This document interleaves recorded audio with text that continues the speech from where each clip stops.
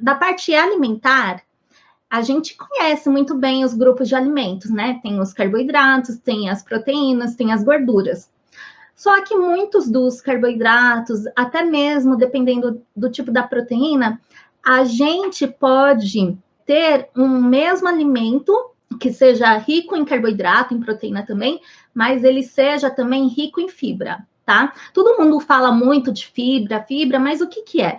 Na verdade, é um componente que existe no alimento, normalmente, então, de algum carboidrato, de alguma proteína, só que ela não é digerida, tá? Então, ela não tem nenhum valor calórico, também não tem um valor nutricional, mas ela faz muita diferença em relação ao bom funcionamento, então, do intestino. Então, a fibra, ela vai ser um composto, tá? Normalmente, de alimentos de origem vegetal, elas costumam não sofrer, então, o quê? O processo de digestão, de absorção, o que acontece normalmente no intestino delgado, tá? Então, existe o intestino delgado e o intestino grosso. Então, vamos imaginar.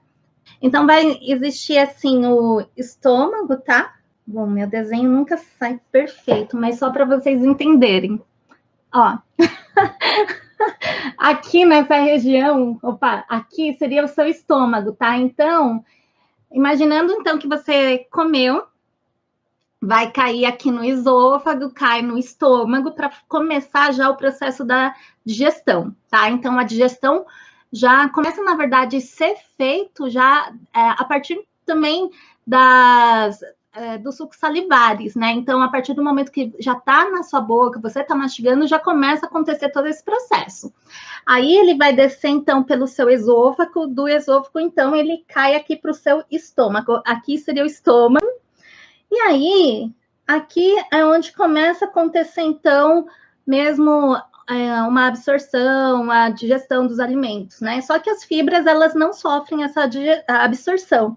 E aí vai caindo agora no intestino, tá? Tem o intestino, então, nessa primeira porção, seria o intestino delgado, que é o intestino anterior ao intestino grosso. E aí, o que acontece? Tem toda essa questão também de ter uma fermentação que muitas vezes pode ser completo ou parcial das fibras no intestino, então, grosso, tá? E tudo isso vai servir como substrato para a microflora. O que significa substrato? É comidinha, digamos assim, para alimentar o quê? As bactérias benéficas que estão no intestino. Agora, o que acontece, então, com a fibra? Elas têm várias classes, tá? E a gente pode dividi-las em dois grupos, tá? É o que eu dividi aqui para vocês conseguirem ver melhor. Então, as fibras, tá? Dá para ver aqui, né? Existe a fibra solúvel e a fibra insolúvel aqui, tá? Falando de fibra, todo mundo escuta falar muito sobre fibra na alimentação, então todo mundo pode pensar que seja um único componente, né? Mas existem, então, vários tipos de fibras encontrados em determinados tipos de alimentos específicos, com ações, então, específicas também. Mas, no geral, você vai poder considerar, então, as fibras solúveis e insolúveis, tá? Então, dentro dessa lista grande de fibras que a gente tem, elas são separadas nesses dois grupos, tá? Cada grupo tem uma característica diferente, tá? Então, as fibras, no geral, elas estão contidas aonde? Nos vegetais, nos cereais integrais, nos farelos, nas frutas, leguminosas, que aí leguminosas entra o quê? O feijão, a ervilha, a lentilha, grão de bico, soja. Então, todos esses alimentos vão conter as fibras, tá? Só que alguma dessas fibras em maior quantidade nesses alimentos, tá? Então, como, por exemplo, a maçã, a aveia, a casca de frutas cítricas, né?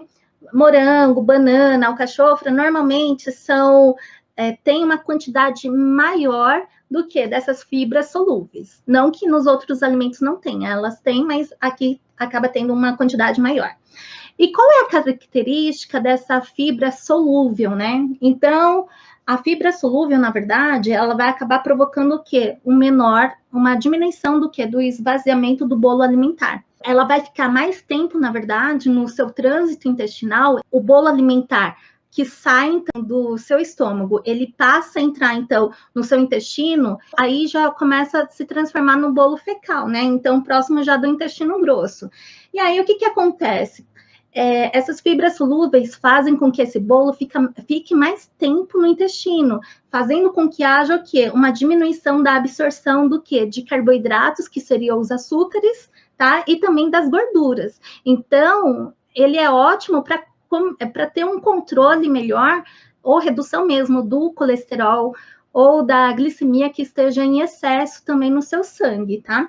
Nisso, ele vai acabar fazendo o quê? Um aumento, então, do volume desse bolo fecal, tá? Só que esse aumento vai se dar a partir do momento que ele começa a ficar mais hidratado, tá? E assim, ele começa a mudar um pouco o que é a consistência das fezes. Então, começa a ficar mais macias, no caso. Na verdade, todos esses alimentos, com todas essas características, ela vai servir tanto quando você está com o intestino preso ou solto, né? Então, no caso de episódio de diarreia, por exemplo, tá? Esses alimentos também são eficazes para estar regularizando o intestino. Bom, então tem as fibras insolúveis, não sei se dá para vocês verem aqui certinho. As fibras insolúveis, então, elas são constituídas principalmente aonde? Nos farelos integrais, nas farinhas integrais, nas leguminosas, que é o grupo do feijão, da ervilha, lentilha, os vegetais, principalmente do que for folhoso, e dos grãos também, tá? Esse tipo de fibra, na verdade, é o mais interessante para quando você está com o intestino preso. Por quê? Ela, na verdade, esse tipo de fibra, então, ela não vai ser fermentada, tá? Ela vai... Ela vai o quê? Acelerar o seu trânsito intestinal. Ou seja, ela vai ser diferente daquela de cima, que vai deixar o bolo, na verdade, fecal mais tempo lá, tá? E com isso, ela tendo esse aumento, então, dessa movimentação intestinal, ela faz, então, com que haja uma diminuição aí do seu prisão de ventre, e com isso vai melhorar o quê? Vai aumentar o volume e melhora, então, a consistência das fezes, melhorando muito o quadro do intestino preso, ou da prisão de ventre.